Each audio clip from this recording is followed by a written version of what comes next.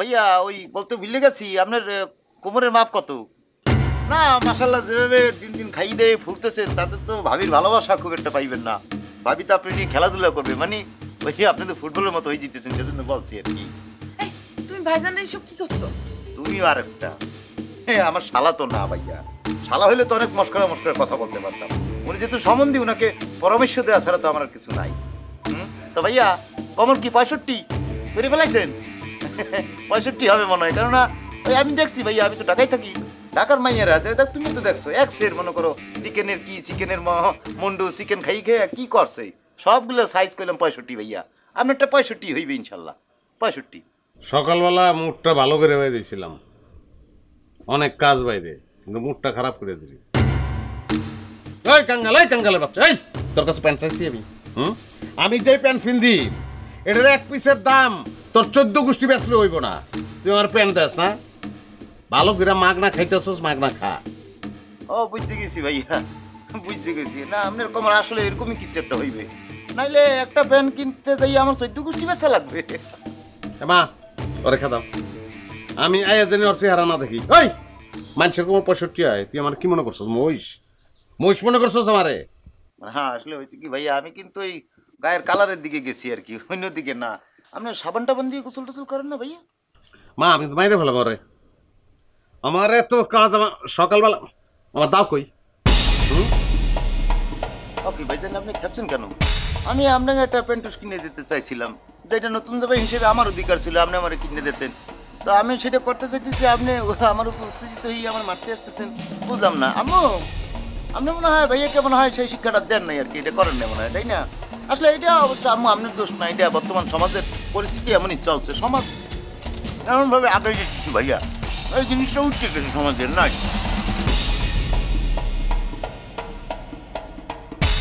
যাই হোক, আপনি ভাইয়া কি এদিক ওদিক কি কি কি চাইতে আছেন, কি খুঁজতেছেন ভাইয়া?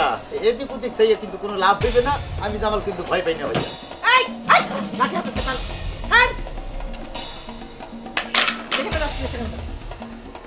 ভালো মতন পেয়ে গেলাম আমি, আয়া জানি এখন দিতে না দেখি। এই যাবি কেদা কেদাও আম্মু, আম্মু আপনার সামনে আম্মু।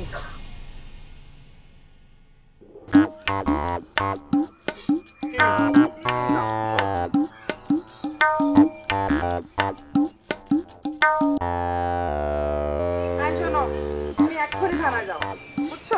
আমি তোমার সাজায় সাজায় দিতেছি, সুন্দর করে এক্ষুনি থানায় যাবা, গিয়ে তুমি ওসি সাহেবের ধারে সব কথা খুলে কবা, ঠিক আছে? তারে সব কিছু বুঝাই করে তুমি এক্ষুনি একটা চিঠি লিখাই দিয়ে আসবা। আর ওই যে শোনো, ওই যে কি জানো তোমার এখানে আত্মীয় আছে না থানা, তারে তুমি সব কথা খুলে কবা, ফোন দিবা তারে, বুঝছো? হ্যাঁ মানে আমি মানে কি এসব কি কয় আবু? না আম্মু অসুবিধা নেই, মানে ভাইয়া না বুঝতে করছে আমার সাথে।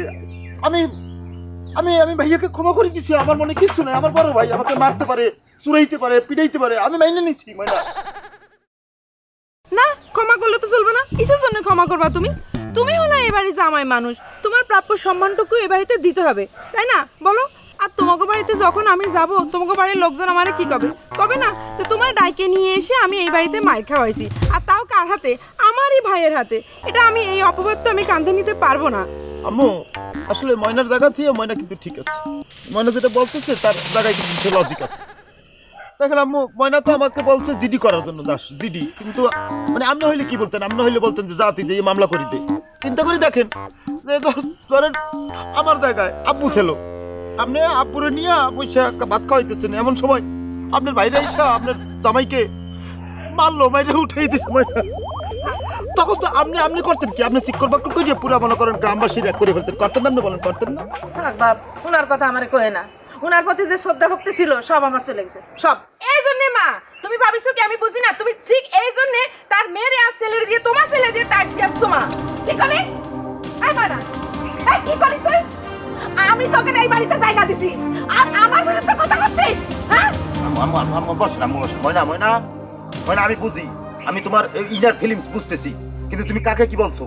হ্যাঁ আম্মুকে তুমি কথা কেন বলছো? এখন সরি করো, স্টেট সরি বলো আম্মুকে। না বাবা, কোনো সরি জানির দরকার নেই। আমি ওরে যতই আপন মেয়ে মনে করি না কেন, আরে সব কোনোদিন আপন হয় না, ও প্রমাণ দিয়ে ছাইলো। আম্মু দেখেন আমরা আমি কতদিন মা, পাল্লা। আমার বলছে কেউ কোনোদিন বউ চুরাই নাই, কিন্তু আজকে আমি আপনার মাইয়ের চুরামু। সরি আম্মু, আমার মাফ করে দিন। এই তুই সরি চা, তোর কতদিন বলতে আমার রাগ উঠাইছা, একদিন চুরাইছি বুঝলি না তুই? এখন ইচ্ছে বাপ বাপ আম্মুর পায়ে ধর। সরি চা, তুই সরি চা, আম্মুর পায়ে ধরিয়ে সরি চা কইলাম। সরি চা, এখনই সরি চা। আব্বু লাগবে না, আব্বু লাগবে না, আব্বু লাগবে না। ও শোনো, তুমি তো আমার ভুল বুঝে শুধু শুধু উত্তেজিত হচ্ছ। আমি তো তোমার কিছু করছি না। ও মা শোনো না, তোমার সাথে তো আমাকে কোনো সমস্যা নেই। হ্যাঁ, তোমার সমস্যা হচ্ছে তোমার ছেলে নিয়ে। সে কি করতেছে দেখো, সে আমার হাজবেন্ডের সাথে যা করতেছে তাকে ঠিক করতেছে। তুমি কও মা, আমার হাজবেন্ডের যদি কিছু হয়ে যায় আমি বিধবা হয়ে যাবো। এই কথা কি তোমার ছেলে বুঝে না মা? আমি না না হ্যাঁ, এইরকম করতে কয় না হামু। আপনার মাইয়া বলছেন কিভাবে বলছে, দেখেন ইমোশনাল হয়ে গেছে, কান্নাকাটি। এই এই ময়না, আম্মু আছে না, আম্মুর সব ব্যবস্থা করে দিবে। আরে আম্মুর সাথে আমার চেহারা এক্সের সেম সেম আম্মা। আমি আপনাকে বলছি না আম্মু, এই যে কিভাবে মিলে আমি জানি না আম্মু, এটা কোথা দিয়ে হয়েছে। আচ্ছা আম্মু, আপনি একটা কথা বলি, নানি দানের কোনো ছবি টবি আছে আপনার দ্বারে? আমি মানে নানি দানের ছবিটা দেখলে কিন্তু আমি শিওর, আমি কনফার্ম হয়ে যাবো যে আপনি আর আমার মায়ের বোন ছেলেন, এটা আমি শিওর সেম সেম। এটা কিন্তু একটা বংশগতি আম্মু, বুঝছেন? এটা বংশগতি বলে। আবু, আবু বংশগতি কি আবু? আম্মু আপনি এটা বোঝেন না, ইজি ক্যালকুলেশন। আমি আপনার বুঝিয়ে দিই। ধরেন যে এই যে আপনার নানির মা, এরপর নানি, তারপর মনে করেন আপনি, মানে তুমিও বুঝতে লাগবে কাজে, এরপর মনে করেন আমার মা, তারপরে ধরেন মোহন ভাই, শেষ সিরিয়াল কিন্তু আমি। এই যে সিস্টেম, এই যে চলছে না, এই গতিকেই বংশগতি বলে আম্মু। আবু, আবু তুমি শিওর হলে কি করে যে তোমার মাই আমার বোন? আচ্ছা আম্মু, এই কথাটা আমি আপনার আর কতবার বলবো? আমি তো সেই প্রমাণ শুদ্ধ ছবি সহ দেখাইছি আম্মু।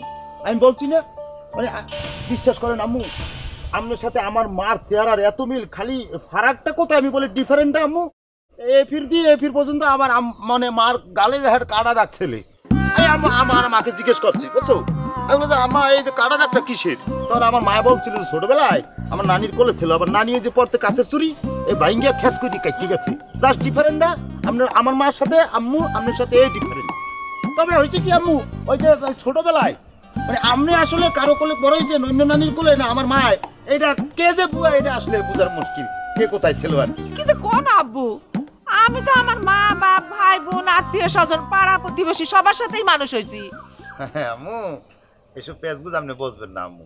শোনেন আম্মু, সব ঠিক আছে, কিন্তু একটা জিনিস আপনার বলি, যখনই দেখা যাবে আপনি সয় সম্পত্তি নিয়ে খোঁজখবর করা শুরু করছেন, তখন দেখবেন আপনার আপন নিকট আত্মীয়রাই তখন এসে বলবে এ তো অরিজিনাল না, এ তো ভুয়া, এ তো এসব নিয়ে কথাবার্তা উঠবে, কিন্তু আম্মু তখন এটা চলবে। আরে কি করতেছো তুমি? আমি তো কিছুই মাথায় ঢুকতেছে না আমার। আম্মু এগুলো এখন আপনার মাথায় কিছুই দেখবেন। আচ্ছা আম্মু, আপনার ফেভারিট কালার কি? এই যে কচু গাছ আর পরে কলা গাছ দিয়ে যে উঠে একদম কচি পাতাটা, যেটা কইচা, এই কইচা কালার পছন্দ আপনার? তাহলে কই ফেলেন, আমি আপনার জন্য একটা হয় জামদানি নাহলে একটা আমদানি শাড়ি লই আসি। এই জামদানি তো বুঝলাম, আমদানি কি? সেইটা মানে না তোমার মাথায় খেলবে না, তুমি কোটটা আমার পরাই দাও, পরাইতে করতেছি। শোনো এদিকে আসো, যেটা জামদানি সেটা আমাদের এই যে মিরপুরের দিকে বা আমাদের এখানে বানানো হয়, আর আমদানিটা হয়তো মনে করো যে বিদেশ দিয়ে আসে। হ্যাঁ, এটাকে আমদানি বলে। আম্মু কি বুঝছেন জিনিসটা?